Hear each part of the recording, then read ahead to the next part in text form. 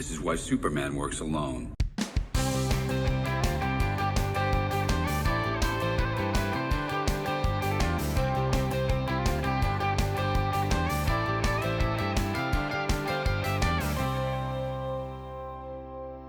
Hi folks, welcome to the show. I'm Luke Hector and I'm the Broken Meeple. This is a show devoted to board games where I give reviews, top 10s and always give my honest opinion regardless of the consequences that might befall me. We'll get on with the top 10 in just a second, but first I want to say a quick word from the sponsor of this channel.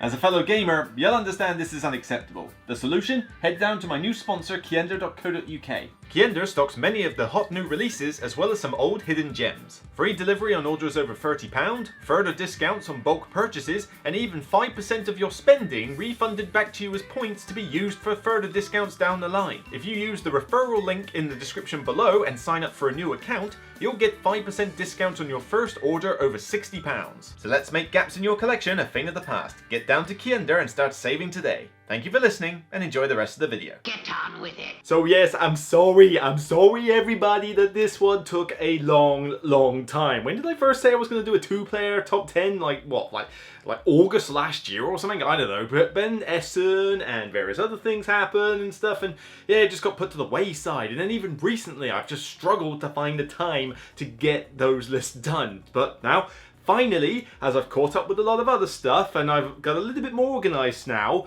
and managed to get some replacement lights, I can actually finally get on with these top 10s. You suck! Get a job! So this is going to be a trio of lists. We're doing top 10 two-player games 3 times over, but we're talking about casual, mid, and advanced. Mid is kind of a bit more of a flexible category. It's essentially next step. So casual, which I'm doing on this episode, is going to be games that are pretty light, new gamer friendly, ones that you can get out in a quick time. They don't take much to teach. They're just nice and light. You can play them like, yeah, not really caring too much about your win, or even if you do want to win, it's still just light, simple, and you can get it done and dusted. You know, just nice, light, I fancy a game, you know what, let's chuck this one out. And notice I didn't subscribe to the gimmick of releasing this on the 14th of February for Valentine's Day. Seriously, how on earth do you distinguish top 10 games for couples rather than 2 players? Doesn't make any sense to me, but ah well, I digress. Let's get on with the list, that's what you're here for.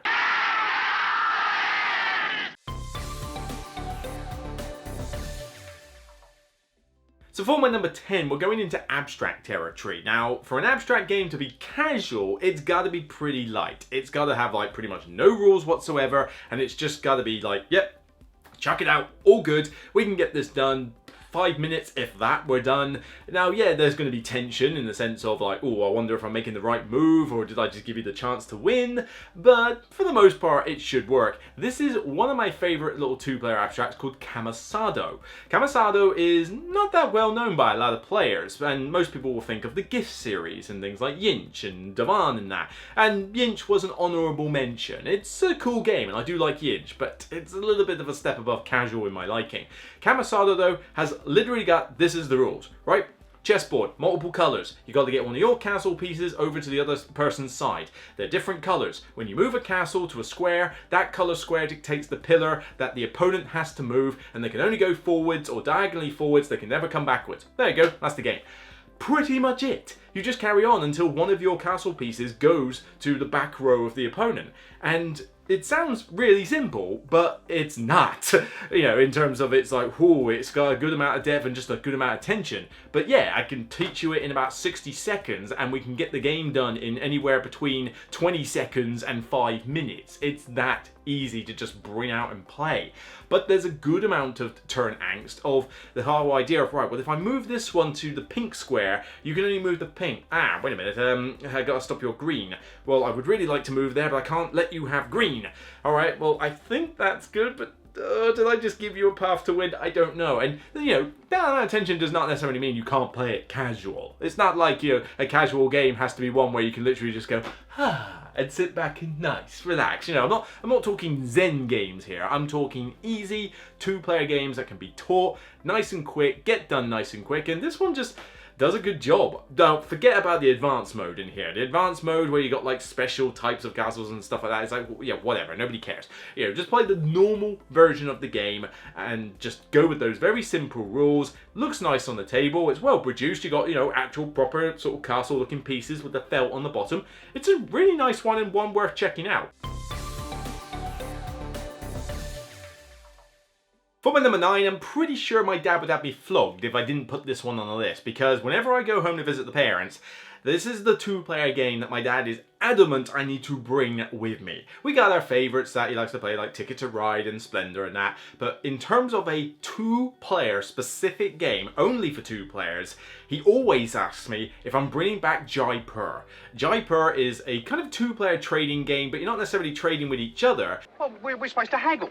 You trade with a central market where you're exchanging cards in order to play them for sets, play bigger sets, get more points. Some of the goods that you're trading are worth more than others, but when you're dealing with that central market, you don't want to leave your opponent with really good cards, so the timing of when you exchange cards or when you take or use camels or when you play for a set is key in this game. But again, very simple, easy rules, and most of the time you're kind of just merrily just trading your own goods, and it's just nice and light.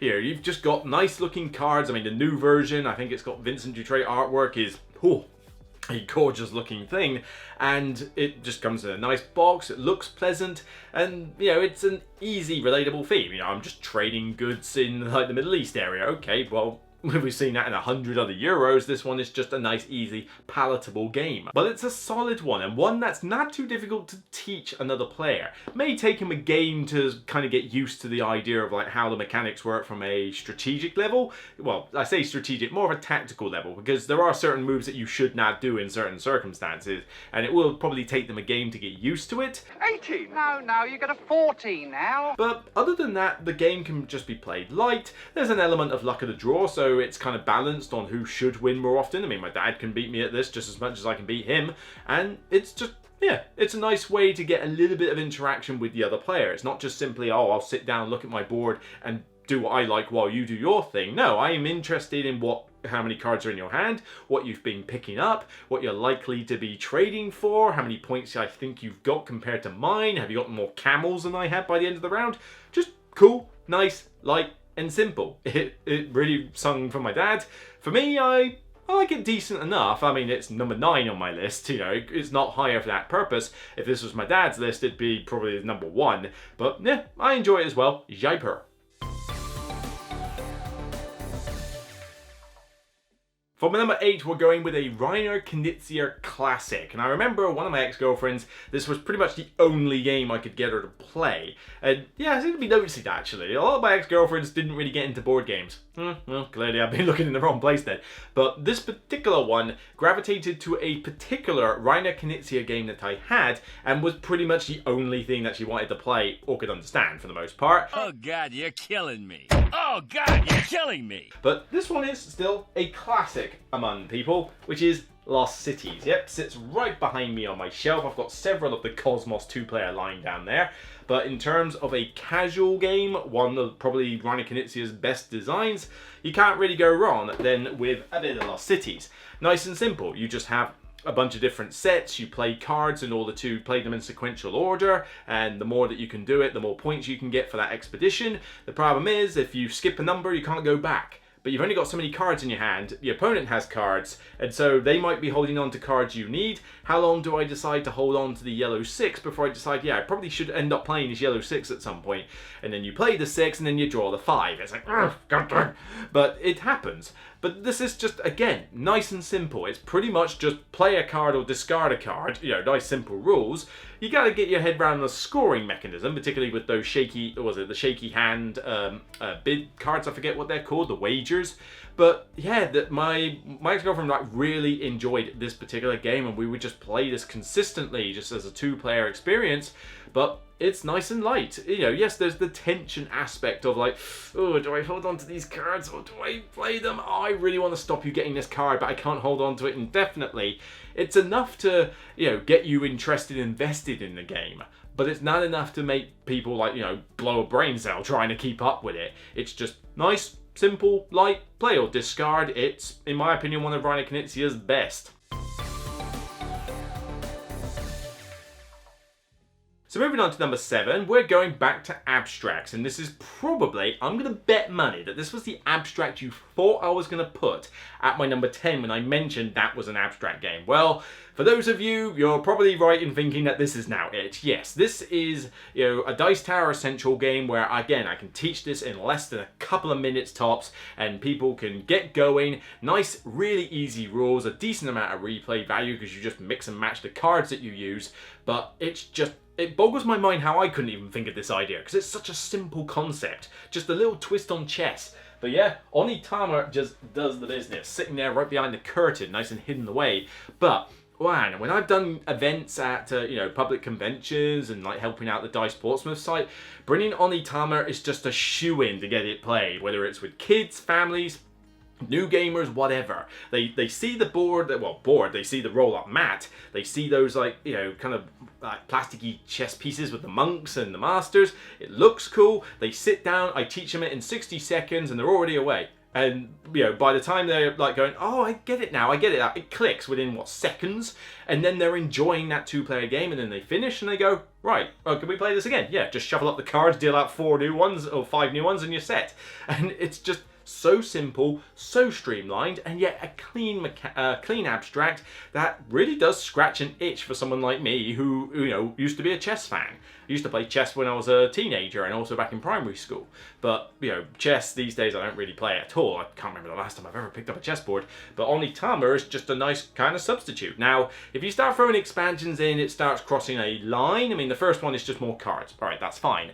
But then when you start throwing in a Wind Spirit and then the latest one with Assassins, you're really elevating Onitama to a level which is beyond casual, particularly with the Assassin one. That's an interesting expansion to say the least, but just base set with a bunch of cards. You'll be able to play this with anybody, even if they don't like games typically. They will probably get something out of this one, particularly as it does test the brain cells. It's not just autopilot, but just be nice, simple, and overly recognizable, because a lot of people will compare it to chess while they're playing it.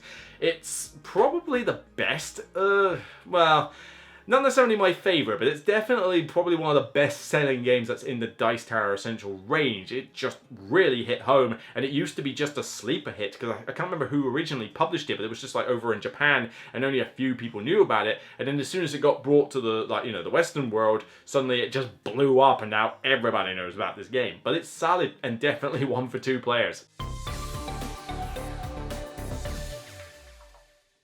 My number 6 might cross that threshold of maybe having one too many rules, but for starters, if you play the 2-player version, it's got less rules than I believe it had if you play it with 3 or 4. And honestly, this isn't really a game I'd pull out with 3 or 4. This is essentially mainly designed as a 2-player game, and 3 and 4 was basically a variant. But this is easily got to be the most beautiful game on this list. Probably on anybody's 2-player games list. It is so gorgeous that I would happily just take every card out of this box and stick it on the wall, except for one because it has a spider on it. Hello. Vincent Dutrait, my god, when he does nature artwork, it really looks nice. But this is a bit of a hidden gem for me, because for ages I hadn't played it, and then I got sent a copy to review. I've done a review on one of my compilation videos. Check out the one I did on Canopy. Canopy is just gorgeousness in a box. Every card looks beautiful. Every creature, every plant, every bird or whatever. It's just everything that's just oozing colour and loveliness. But it's not just about the looks. The game itself is good fun. You're essentially building trees of varying heights in order to score points for them, but you're also collecting things like plant cards and bird and animal cards, and each one scores in different ways. But the mechanic, the core mechanic, is you've got 3 piles of cards, and every time you get to, when it's your turn, you get to look at the first pile and decide whether you want all the cards in it or not. And then if you decide not to, you put it back down, put another card on top of it, and then move on to the next pile and rinse repeat. So the more that a pile gets passed on, the more cards that get shoved into it, making it slightly more attractive. But then there are negative cards as well, and cards you don't want. So you look at a pile and think, well, can I survive with a drought card? Well, it's only my first, it's not too bad, but I really do want that plant. And I could really do with that toucan bird, and so you get tempted by it. I think Cleopatra and the Society of Architects has a similar thing with the columns of resource cards. This is essentially the same deal. But, while you're collecting these piles, it's just the way that the cards interact. You know, plants will score in different ways, animals score in different ways. There's a few little ability cards you've got, and then there's just collecting the trees themselves. I mean, the more that you can build up a tree so it gets higher and higher, and then cap it off with the canopy at the top, can score you a decent amount of points at the end of a round. It's just very pleasant. Now, yeah, there's maybe 1 or 2 extra rules that you gotta teach with this game, particularly if you use the advanced cards, which are pretty sweet, but, you know, using those advanced cards does add a little bit of extra complexity. And the spiders. Seriously, why did you put a spider tarantula card in your game of Canopy? It's like, it's a card I want to burn, because every time I look at it, it freaks me out. Oops. It just feels casual because even though there's a bit to think about, everything just looks so gorgeous that you just can't help but just relax with this game. It's so beautiful that I'm surprised that when Dice Tower did their nature games list and a couple of others, that Canopy did not feature more often, honestly, and higher up, because it really is nice. I mean, one of the best looking nature themed games I've seen, and yeah, it was a surprise hit for me. Barely heard of it. Thought, yeah, I can pass, I haven't played it, but I would like to. Got sent it, played it, and it's like, wow, yeah, why did I miss out on this for so long? Because it is that solid. For my number 5, we're doing a deck builder. Yes, I know, you might think deck builders, casual. Well, casual game, again, does not have to mean that it's super light. You know, it just means that you can get it out nice and quick, play a nice easy game. I mean, it could be casual with somebody who's into games. It doesn't have to be new gamer friendly, although to be honest, out of all the deck builders that exist, this is pretty new gamer friendly. I mean, it's alongside Dominion in terms of being nice and easy, but this one you can buy in a tiny little box, little tuck box. Yes, okay, you can go nuts and get the giant box, which I think I must have downstairs now, but you know, you don't need the giant box. Just grab yourself a little tuck box of Star Realms. Star Realms looks gorgeous. It's got the space artwork, nice and colorful, but it's dead simple. I mean, you end up with a hand size of 5 cards. You just basically play all the cards and resolve their effects. And if they come from 4 different factions, so if you play 2 of the same faction, you get to trigger a few more bonuses. And for the most part, it's healing yourself of damage, it's dealing damage to the opponent, and using the gold value to buy more cards. And they're in a row, you just pay the cost and buy it. You know, bases are easy enough to explain. You know, they're effectively a defense. And, well, there you go. It's just a case of, oh, you got all these cool little, you know, different ships with different abilities. And for the most part, they're pretty straightforward. I mean, the green hit hard. Yellow tends to make you discard cards. Red tends to make you trash cards. And the blue is mostly about healing and buying stuff. There you go. Nice and straightforward. Yeah, okay, it might take a game or two for a brand new player to understand everything in this. But there are times when I've been at conventions and it's like, oh, we got to wait for you guys to finish. Well, there's 2 of us. Why not? I got Star Realms in the bag, you know, tiny little top box, or it's on the game shelf in the game library. You just fancy a quick game of Star Realms? Right, cool. Belt it out and we're done in 15 minutes, you know, and it's just nice and quick. It's like, oh, you still got longer to go. All right, just whip it out again then. Just nice, quick, and solid. It just does such a good job of being a simple example of a mechanic that generally takes people a bit more getting used to. I love games like Valley of the Kings, for example, but Valley of the Kings has got a lot going on with all those different abilities. And even Dominion, yeah, you're only looking at 10 cards or 12 or whatever it is in the middle, but there's still a decent amount going on. And honestly, if I'm playing Dominion, I can happily play it with more than 2 players. And I did consider it, but you know what, Star Realms, just for the simplicity and the looks and everything, because Dominion's not exactly a looker, I had to go with Star Realms in the end. Now my number 4, some of you probably did not expect, because this is a multiplayer game. I didn't say this had to be just 2-player games. Then again, I never said it did either, but whatever.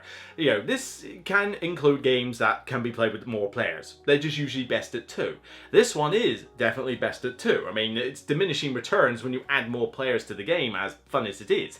Playing it solo puts you up against scenarios, which is cool, but you still get the full extent of the game with 2, and this is the Smash Spiel des Jahres hit Cascadia, the rightful winner of that award in that year.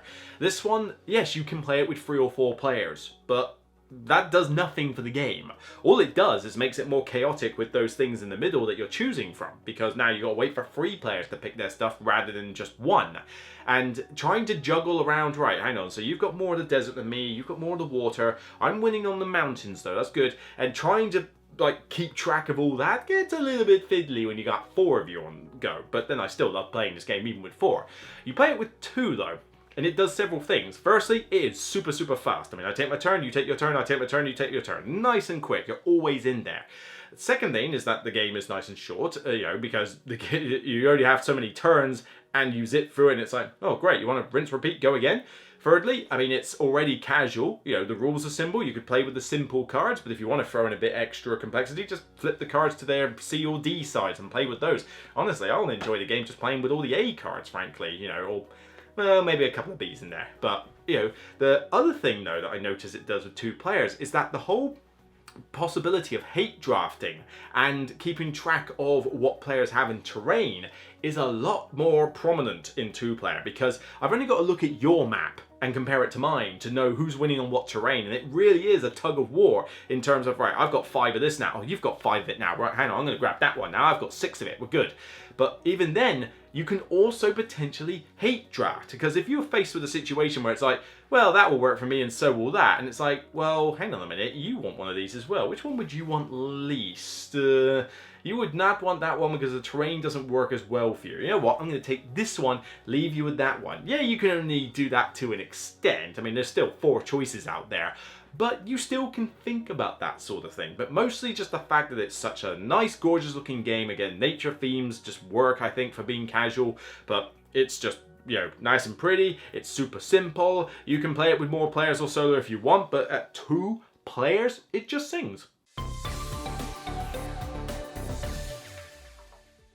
For my number 3, you're probably expecting a certain multiplayer game that would be best at 2 to feature at this point. Well, yes and no. The name is correct, but there's a little bit extra to that. The thing that actually makes this only for 2 players, and it's probably, I think, the most recent game on the list. Yeah, probably, if I come to think about it. I think this only released about Essen time last year, and I considered it fantastic. I thought it was a really good 2-player game. Check out my review for it. That is Splendor Duel. The 2-player only version of Splendor. Now, Splendor in multiplayer form works perfectly fine at 2, okay? I will more than happily play Splendor at 2. Not a problem. And if Splendor Duel did not exist, I would put Splendor on this list as a 2-player game. But the dual version just adds that little bit of extra enjoyment into the mix. I mean, the idea of using the grid and taking the gemstones from the grid in different ways, but then also having to juggle, right, well, how many times am I giving you privilege tokens versus using them myself? The little very easy abilities on some of the gem cards that you buy. It adds not too much extra complexity, but it just adds that little bit of extra meat to the game. But it's still super simple, and at the end of the day, you're collecting colored gems and spending them on cars. Nice and easy, nice and casual, but it's just a really cool 2-player game. I think what really makes it for me is the fact that you've got the 3 different endgame conditions. 20 points, 10 points in one color, or 10 of those crowns. And either one of those 3 will win you the game, and you can kind of sort of gauge, right, well, he's aiming for that, am I going to aim for that, or am I going to aim for something different? So it's a cool kind of race to the finish line, and it is a solid game. Now, there are other dual versions of games which probably were more mandatory, shall we say, than the multiplayer versions of them, but because Splendor 2-player was perfectly fine, this one didn't desperately need to exist. But now that it does exist, I can highly recommend it as a solid 2-player game. The only little problem I have is that as much as I would like to play this with my dad more often, Splendor dealt with color blindness. Splendor Duel does not. Splendor Duel is a pain to play if you are colorblind, because the things are too small and there is not enough in the game to differentiate them for colorblindness. I cannot believe they dropped the ball on that one. Throw yourself in next time and rid us of your stupidity. But sadly, yeah, playing this with my dad is a little bit of a chore because, it's hard to get him to distinguish certain colors, and I constantly have to keep reminding them that this one is the brown one, this is the green one, and that, and it's just, not a problem with the original Splendor. I don't know why they didn't think about it this time, but that blemish aside, still highly, highly recommend it. For my number 2, we are going back to nature games again, I mean, honestly, when do you feel content or at ease? Usually when you're out and about in nature. Okay, that's a start. That's very earth-friendly. I go out on hikes up mountains and over hills and that, and I feel at ease. I clear my head.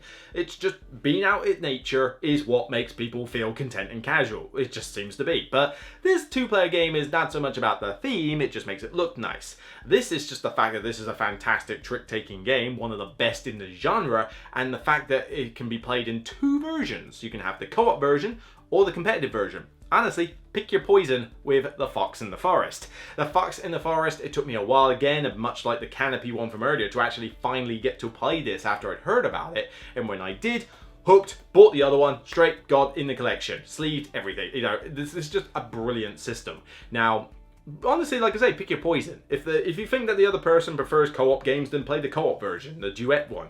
But you can play the competitive one, and it's still pretty casual. It's just the idea that you're playing for tricks, but in the competitive version, it's all about how many tricks you win, because the score kind of builds up, and then eventually drops down to 0 if you get too greedy. But then if you're really clever and you win very few tricks, you can actually get a ton of points that way as well. And the cards have got a few little special abilities that are nice and simple. Looks good, worked great, the competitive version is solid. The co-op version has you two doing similar things, you know, few abilities and deciding who should win or lose tricks, but you're doing it to move a marker on a little map and collect these tokens. But as well as having to decide, well, hang on, who's going to win the trick, the number of paw prints on the cards dictates the movement of that marker. So you're kind of, without communication, trying to get into your opponent's head and try and feel, well, you know, they've played a really low card, so they probably want me to win the tricks and they want to move it back this way. So this far, but that means I'm going to have to play this card.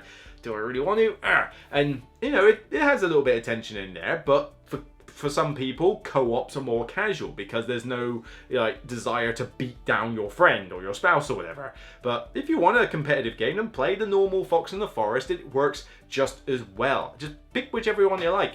I chop and change as to which one I prefer, honestly. But yeah, if I know somebody can handle trick-taking games, and believe me, it is surprising how many people I come across who have never ever picked up a deck of cards in their life. Seriously, did no one else play trumps when they were little? Or hearts? I don't know, I digress. But seriously, give this a shot. Great, simple, brilliant. And now we come to my favorite two-player game that I consider to be casual. Now there's definitely some tactical elements of this, and this will come with more plays. Again, the casual game does not have to be the stupidly simple thing of roll a die and pick up a card and that's it. This one definitely has some nuances to it, but I have sung the praises of this game since I first played it, since I think it was first released. I'm definitely one of the champions of this game where I'm saying, right, try this out, you'll love it. I've shown it to people at conventions, I've shown it to people at DICE events, people have gone off and bought the game straight after, and I still really love it. An advanced version came out fairly recently, but I give props to the original, the great, not that one, the one below it, Hanami Koji. Yeah, it's been a while since I've talked about this one actually, but yeah, whether you get this version or the one before, it doesn't really matter. I mean, it's just like slightly cosmetic differences and a slightly bigger box, but I think I had the previous version and then I got sent this one. But it's just such a cool concept. The idea that you're collecting these cards to gain influence over the different geisha, but whether the geisha goes for you or not depends on having the majority of cards on your side of the tableau row. But the real twist here is you have 4 action tokens, and these dictate things like I split, you choose, or I'm going to hide 2 cards out of the game, or I'm going to put this one down and score it later, you know. And we've both got the same 4 action tiles, but you choose which order you play them in, one after the other. So the earlier you play a tile, the more choice you have, but the less information you have about what's on the tableau row. But then the later you play it, the more information you have, the less choice you have. There's no right or wrong way to do it. It depends on what you're seeing develop on the table and what your opponent's doing, but there's some mind games, there's some great thinkiness to it, and yet the rules are dirt simple and it looks brilliant because again it's gorgeous artwork of beautiful geisha, that sort of Japanesey theme. This one's been expanded as well because I've got the little bags that they did, little expansions, the mini expansions, so I've got about 8-9 different sets of those 4 action tiles and I can literally just pick and choose which one I like. So I've got tons of replay value in that box. But yeah, I did contemplate whether this should go on the next step, but I thought, no. I mean, I've taught this to people who don't understand games, and yeah, it may take a game to get used to it. But once they've played that game, they kind of get the gist of what's going on, and then they'll develop their tactical skills over time. But with any gamer, yeah, easy enough to learn, but I just really enjoy it. I've never had a bad experience with it. It's tense. Every game finishes in 3 rounds max. I've never had it go beyond 3 rounds, I don't think. Maybe once, and that was a really tough head-to-head, but nah, typically 1, 2, or 3 rounds, the game will be over. The game doesn't take too long, 30 minutes. It's just nice and quick, gorgeous. Yeah, I can't say enough praise about it. It's just one of my favorite 2-player games in existence. I just wish I could get 2-player games to the table more often so that I could actually play it more often. But if I get a chance, I'm playing it. Hanamakoji is just that good. And as much as I mentioned about Geisha's Road, which is the advanced version that came out later, Geisha's Road is brilliant as well. But it's definitely more complex, definitely more heady, and definitely a bit more involved rules-wise. So get Geisha's Road if you thought Hanamakoji didn't have enough meat, get Geisha's Road. If you like Hanamakoji and you want more meat and you want more complexity, get Geisha's Road. Otherwise, you can probably skip it. But yeah, casual, Hanamakoji, can't beat it.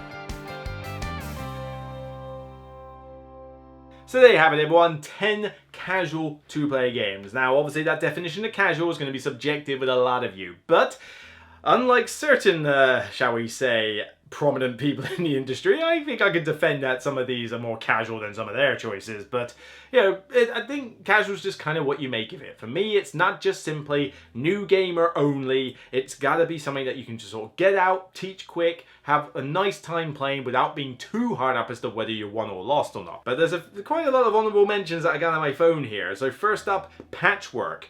Now, some people might be thinking, well, why not Baron Park? I've since sold Baron Park. Its replay value is a little bit hit and miss because you can only do so much with it. The expansion was not particularly good. It overcomplicated it. But also, Baron Park for me got replaced by Alice's Garden. And Alice's Garden is a great game, but I feel like you can get away with playing it with just more than 2, and so it would be an honourable mention, just not quite top 10 material.